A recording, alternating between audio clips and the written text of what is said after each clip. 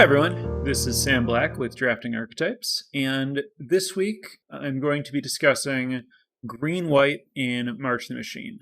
As always, the notes are available to follow along at patreon.com/draftingarchetypes. And just as a bit of a reminder about where we are, I believe that this will be the last episode about green-white. There are a few archetypes that I never got to discuss, but I think that by next week, people will be looking forward to Lord of the Rings, and so I'm going to try to do some early replay analysis of that one, and then get into fully covering it as the featured format, since it will be available both in paper and arena, even though it's not a standard legal set. So as far as finishing out March the Machine content, there were, as I mentioned, some archetypes I never got to, including blue-black, which is a very strong archetype and certainly worth knowing about. Fortunately, I do think that it's an archetype that was pretty well explored by other content creators and on my stream, so I don't feel like it's a huge thing to be missing out on. It was included in a lot of polls and never won, I assume because people felt like they already understood it. I didn't do a poll for this particular episode because with only one left, I've kind of felt like I had some things to say about green-white for a while, and it never won the polls, but I kind of figured people didn't know what I wanted to do with it, and it was important to me to get to talk about it. As I mentioned before, I'm going to try to, since this is the end of the format, try to loop some of this into some stuff that you can kind of apply to other formats and stuff a little bit, but still mostly focusing on March of the Machine, of course. Big picture stuff. This is green-white's an average performing archetype. Nothing special, not particularly good, not particularly bad. What's interesting to me about green-white is that it has several different builds or strategic, almost even philosophical approaches to what you want to be doing with the cards in green-white.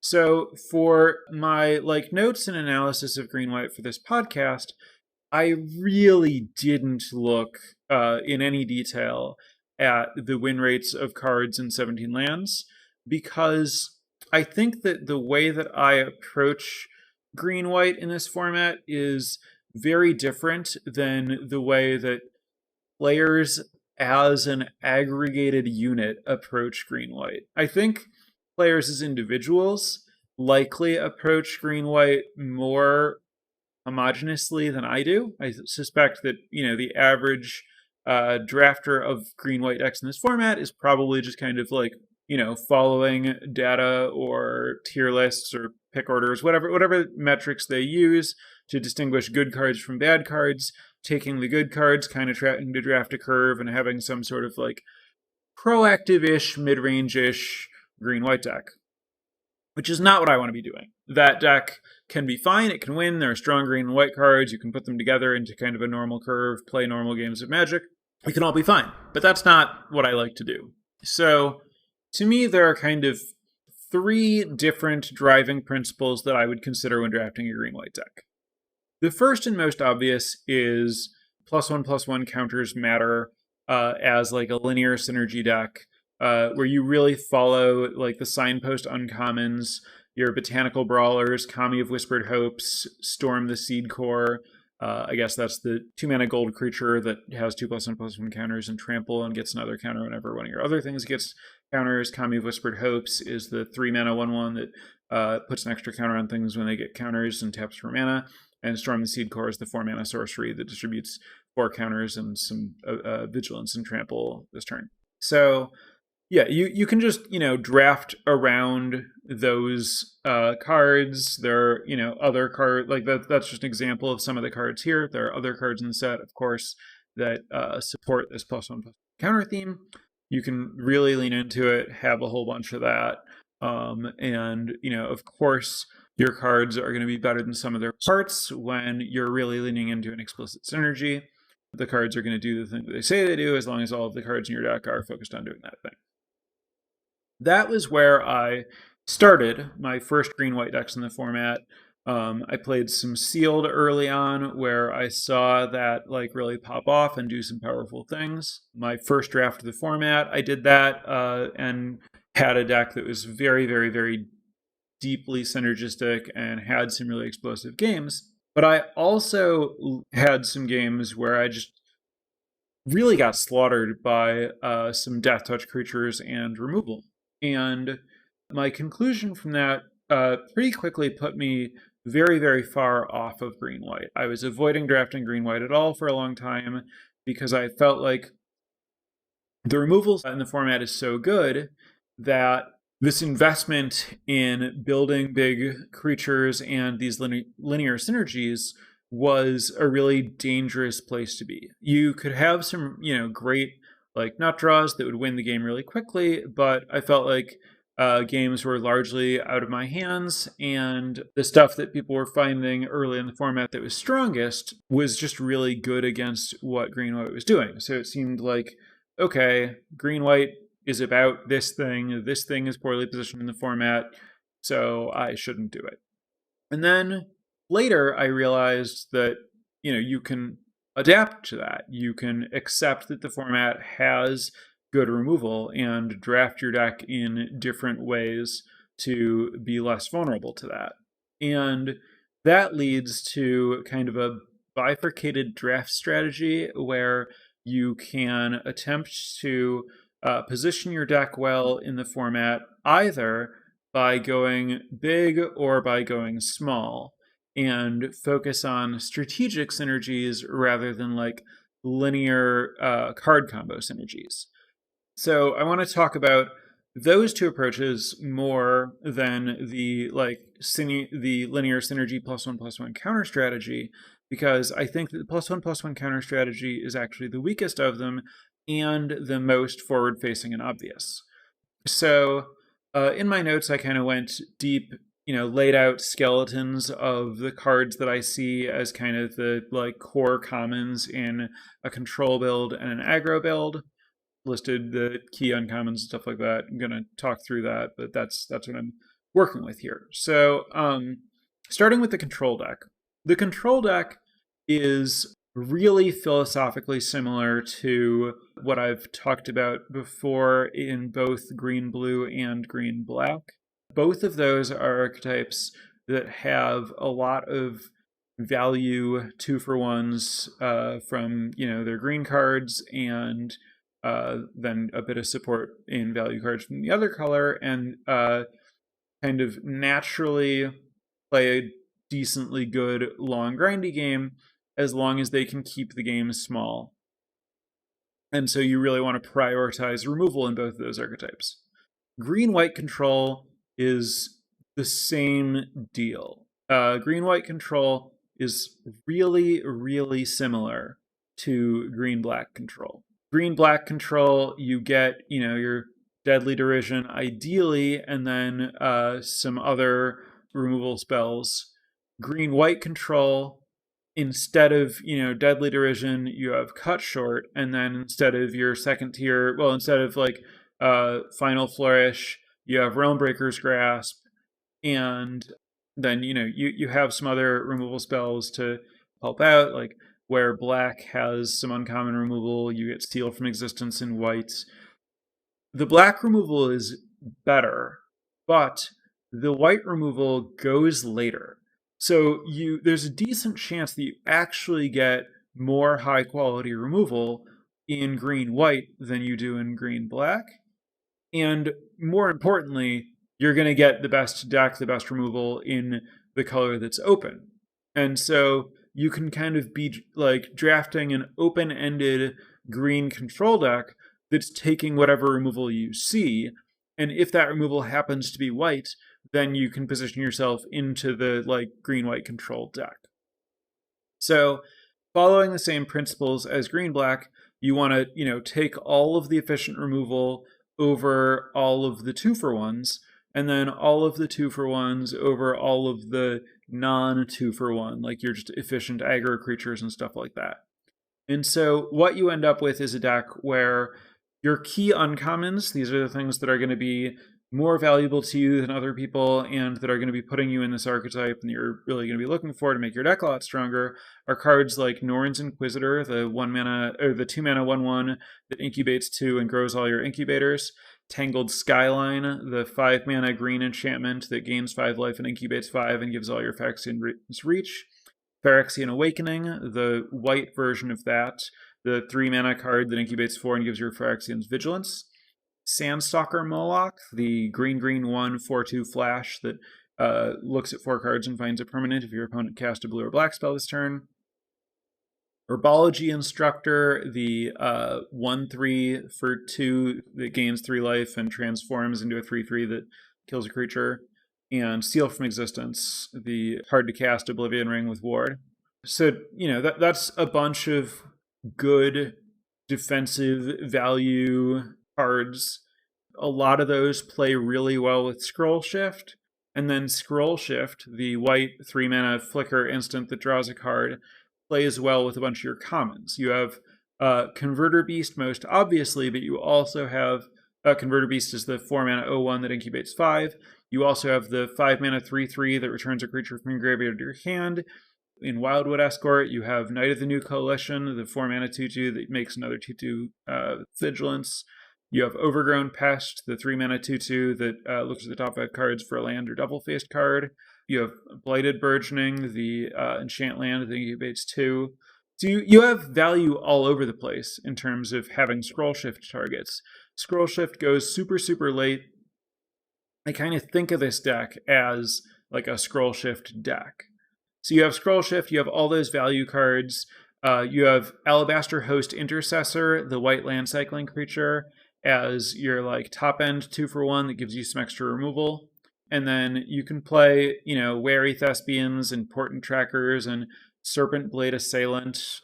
Serpent Blade is the Death Touch backup creature. Wary Thespians, the 2-mana 3/1 Surveil. Portent Trackers, the 2-mana 1/1 that can untap a land or remove a counter from battle or add a counter to a battle.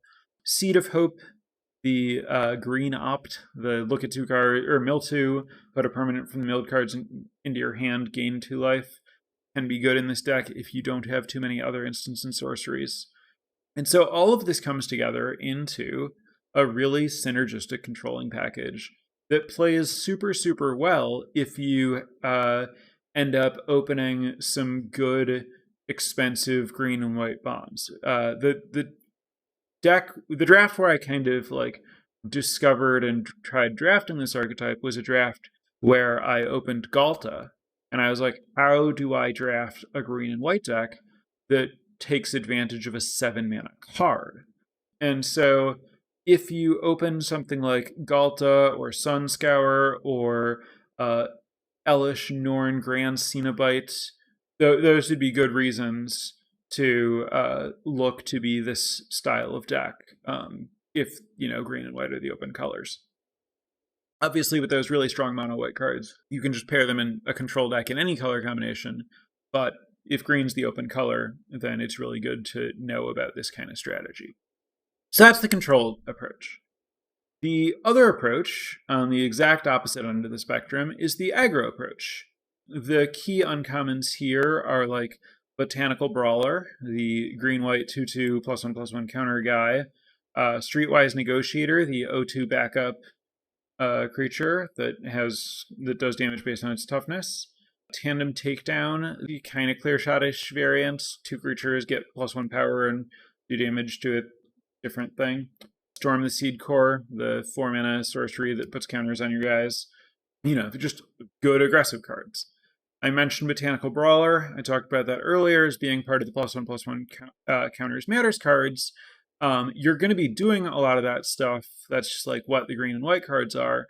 But the difference here from a deck that's like really focused on the +1/+1 counter synergies with stuff like Kami of Whispered Hopes is what I'm doing in terms of my common pick order and stuff is that rather than trying to get as many +1/+1 counters cards as I can, what I'm actually looking to prioritize is Angelic Intervention as the top common, That's the trick that gives a creature protection and puts a +1/+1 counter on it. And then Aerial Boost, Arachnoid Adaptation, and Cosmic Hunger over most creatures. And then, with a few exceptions, basically always taking the cheapest creature in the pack if one of those like tricks isn't available. So that means really highly prioritizing even Placid Rottentail, the 1/1 Vigilance for green that you can exile from your graveyard to put 2 counters on something. Placid Rottentail is probably the worst of Placid Rottentail, Tarkir Duneshaper, and Enduring Bondwarden. Tarkir Duneshaper is probably the best of them. Duneshaper's the 1/2 transform creature. Bondwarden's the 0/1 backup creature. But you want just like a lot of all of those. And then you want Halo Hoppers. And the other common that you want to take highly is Bola Slinger. That's the top end that you want. Bola Slinger is the 4-mana 2/2 backup creature, white creature that taps something. You can have Chomping Kavu, the backup green creature that makes that can't be blocked by creatures with power 2 or less, as a backup in that slot. I would take Bola Slinger probably over all the other creatures, and then the 1-drops over everything else. When I say the 1-drops over everything else, this is a deck where you're looking for a large number of copies of a small number of cards, and so you really want to plan your draft such that you're getting 2 picks out of each pack. You want to pay a lot of attention to which cards you think that you can table. And so when I say value Tarkir Duneshaper more highly than the other cards, you don't necessarily draft Tarkir Duneshaper higher. If you think that you can table it, you take the other card that you want and then take the Duneshaper on the wheel. If you think you might not be able to table it, you want to take these when you can, make sure that you get them. And so part of the reason that I'm taking Angelic Interventions, Arachnoid Adaptations, and Aerial Boosts highly is I think that it's harder to table, especially the white tricks, than it is to table some of these creatures that I want. And also, I think you want like 7 tricks or something. 4 to 7 tricks. 4 I'd feel bad about if I didn't also have some removal. So anyway, yeah, like the other creatures that you're looking for are like Weary Thespian, Iridescent Blade Master, Swordsworn Cavalier. These are just the 2-mana aggressive green and white creatures. And then Sigiled Sentinel, the Vigilance backup creature for 3 and white, is a little bit better than Serpent Blade Assailant, the Death Touch backup creature in green, but those are both fine but unexciting. Halo Hopper, you want to have enough ones that it's fantastic, and then Bola Slinger and Chomping Kavu. And then, like, those are the commons that you want in your deck, and then you want as many of the good aggressive uncommons as you can find, of course. Ideally, you're, taking the good uncommons early, tabling most of the common, like none of the commons that you want should be high picks. Basically, you'll take them when there's nothing else, but you'll plan to wheel most of them. And this deck is really the idea with this deck is the removal is really good and really efficient. The way that you beat it is by making it inefficient, forcing them to use their removal in spots where they're spending more mana on their removal than you spent on your creature, and being far enough ahead that those removal spells don't catch them up because you've spent so little mana developing. Then, because their removal doesn't line up well against their creatures, they have to try to protect themselves with blockers, and then you have your Chomping Kavus and Bola Slingers to invalidate their blockers, in addition to your combat tricks that let you send your little creatures into their big creatures and get a really big tempo swing by using a 1 or 2 mana combat trick to kill their 3 or 4 mana blocker while getting damage in with your other creatures because you're presumably somewhat wide. This is a deck where I think you would often want to play 15 or 16 lands in a format where I generally don't want to go low on lands, but I'm really trying to have the lowest possible curve here. So it should be pretty apparent that these two decks are really, really different from each other and share almost no cards outside of like just premium uncommons and stuff. So you could have 2 green and white drafters next to each other at the table, and they could both end up with very good and very, very different decks if they were both like drafting in this way and on opposite ends of it.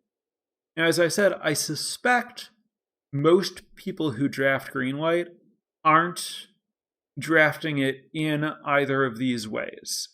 But I think you get more value by doing this, by, having a coherent plan to, focus on doing a thing to make your cards perform the best that they can. So these are the things that I'm thinking about in the cards that I'm prioritizing when I'm drafting green and white in this format. I mentioned that I wanted to tie this into more general lessons and stuff you can apply to other formats. And I do think that green and white often go this way. I know that in Crimson Vow, for example, which is the flashback format on Arena right now, green and white was really green-white was really bad in that set because training was the featured mechanic and training was kind of a flop. And so that was a set where you could theoretically draft the linear deck, except the linear deck was just unplayable. And so the thing that I talked about doing in the podcast then, that I did a tiny bit to okay success, was just draft lowest possible curve, all the combat tricks, the exact same ideas that I'm talking about in the aggro build of green-white in this set. There are just a lot of sets where there are efficient green and white tricks that go very, very late, and you can just draft the cheapest creatures and a bunch of those tricks, and in most sets, you'll have a coherent deck that's made out of all late pick cards that no one else wants. But also, green typically has ramp, and white typically has defensive removal.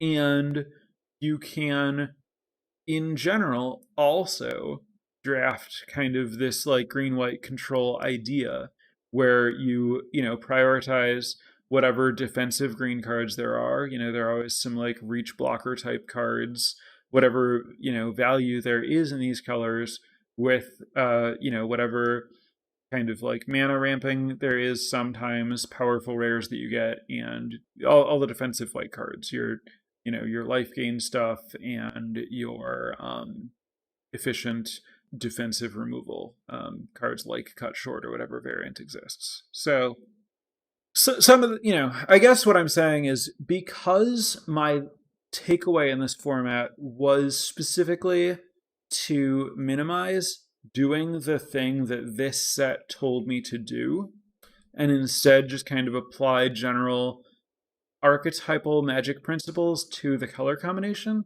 that I think is something that you can do reasonably well in green-white in most formats. So there you have it.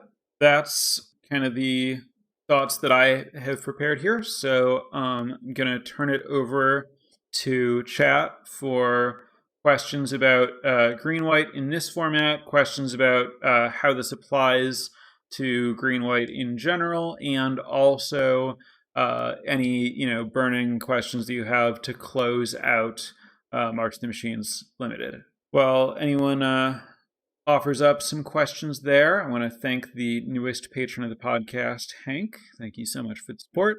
For anyone else who's a listener, regular listener, feels like they're getting some value out of this, wants to follow along more closely as we get into Lord of the Rings coverage, be sure to check out the podcast's Patreon at patreon.com/draftingarchetypes to view the benefits and get involved. So, questions and comments from chat. This concept for green-white in general is also something that happened for Strixhaven Lorehold decks. Yeah, I think that that's another place where the explicit synergy failed. Lorehold in Strixhaven was telling you through cards like Quintorius that you're supposed to care about getting cards out of your graveyard, but all of that stuff was pretty clunky and bad. So you ended up needing to just do whatever you could do with red and white, and red-white typically wants to be pretty aggressive. lore hold wasn't well set up for it, but you could try to force it. Or you could like lean into, expel and learn and play like a defensive value deck with that kind of stuff. So yeah, that's another example of a spot where an archetype where the thing that you're supposed to do just didn't line up right in the format led to kind of leaning on these like general principles to like find your strategic lane and push it and try to like make more than some of your cards out of just like having a strategy. When you first look at winning decks / colors in a format and see that a deck type is doing well, is the approach to other colors in the format generally the opposite of the best strategy, or should you try to play the same game as the best deck? So, like, you see that blue-black is doing well, you surmise that blue-black is doing well because it has efficient removal and some card advantage. And so then you can either say, all right, does that mean that this format is about efficient removal and card advantage, and I should try to like do something similar with any colors that I'm in? Or should you say, okay, everyone's drafting a deck that's about efficient removal and card advantage, what can I do that beats that? And I think the answer is you just have to analyze what is possible in whatever colors happen to be open for you in the draft that you're in. Like the best performing color combination does well by doing the thing that it does, in part because it does something that's good in the format, but likely more because its good cards are good and happen to do that thing. And probably the cards in the other colors don't do that thing as well. And so it's hard to have a better version of that deck by trying to get the same effects with cards that are less well suited to it. So in general, I would say that you should accept that deck, especially on Arena, where like if you're drafting at high ranks, you'll play against the best decks over and over, kind of dictate the terms of engagement, and then draft decks that engage with that reasonably. That's very much what I'm talking about doing with green-white, where the efficient removal in Afara's Dispersal and Cut Short and Deadly Derision that we see in the best performing decks in blue-black and blue-white dictate what the rules of engagement are and tell you this like linear synergy build-a-bear strategy is not going to work. And so you need to figure out what you can do that will thrive in that kind of environment. And I think that that's more likely going to be what the pressure is than say, okay, I'll try to do exactly what they're doing in a different color combination. More general question. Lots of people have March of the Machines as an all-time great format. Do I agree? I think it's a complicated question. I think that much like original Dominaria, this set felt really, really good to draft early on because it came on the heels of one of my least favorite and one of a lot of other people's least favorite draft formats in recent years, arguably of all time. And moving from a format that gives you very little room to a format that gives you more room and gives you a lot of things to do with mana. I think that like the way that mana works in like Phyrexia All We Won is completely opposite the way that mana works in March of the Machines, and the way that mana works in March of the Machines is like strictly more fun. Specifically, I think that in one you have not enough to spend your mana on. In March of the Machines, you have too much to spend your mana on. And having too much to spend your mana on just means that you have decisions, where having not enough to spend your mana on means that you don't have decisions. So it's like basically strictly better. So it benefited a lot from just being a relief from a format that was pretty bad. I think that this format has a lot of good play to it, a lot of fun cards, a good amount of like different build arounds and directions that you can go with decks. I think that this is among the princiest, bomb heaviest formats that have existed. I'm kind of surprised by how few complaints I generally see about that compared to a format like Crimson Vow, where I think that this format is more bomb heavy and more games are determined by rares than a format like Crimson Vow. I typically like that. I like how rares shake up games and shake up drafts, but this format definitely has more games than most formats that feel kind of hopeless because of the quality of the top end of the cards. And this format also has more drafts and more packs where it just feels like there's nothing that you can do because the average commons are so much worse than the top end cards, and some packs just don't have any top end cards. There have been several episodes where I've gone to look at the win rates for the commons, and just everything is in the 53 to 55% range. None of the commons feel like they matter when they're just all within 2% of each other and none of them are actively good. And that can lead to drafts where you feel like you don't have a lot of agency. I think that this is a good format rather than a bad format, but I think that ultimately this format won't age especially well. And as far as flashback drafts and stuff, I would likely be somewhat less enthusiastic about this format than some of the best of all time, I guess. I haven't played green-white control yet because I end up adding black to have sufficient removal, and base green makes it seem viable. What level of value would you need to branch into a third color? Yeah, not a ton of value. This is, how to draft the green-white version of this deck when you have heavy green and white pip requirements or when green-white's particularly open. But certainly the control version, as I mentioned, bleeds very smoothly into a 3, 4, or 5 color green deck. And you should certainly take strong cards of other colors over weak cards of this color when they're there, and that will naturally lead to pivoting or adding other colors frequently, pretty often.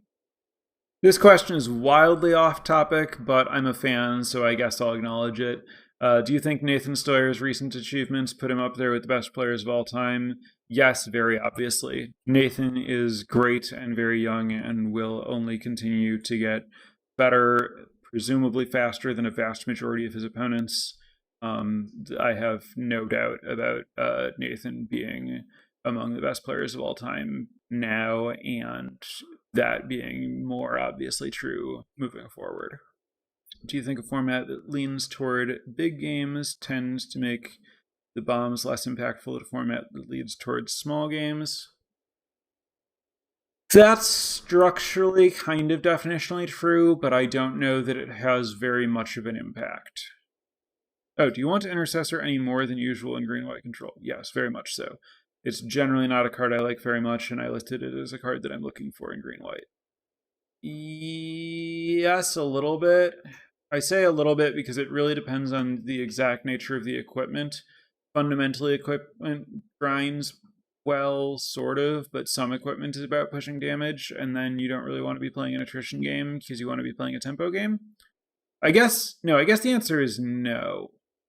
Because red-white equipment is usually an aggro deck that is more tempo than attrition, but equipment can help you grind when you have to, I guess is the better answer there. All right. Thanks, everyone who's still listening, even this late in the format. And I'm looking forward to getting into Lord of the Rings next week. So have a good week, and I'll be back for that. Bye for now, everyone. Prepare for light speed.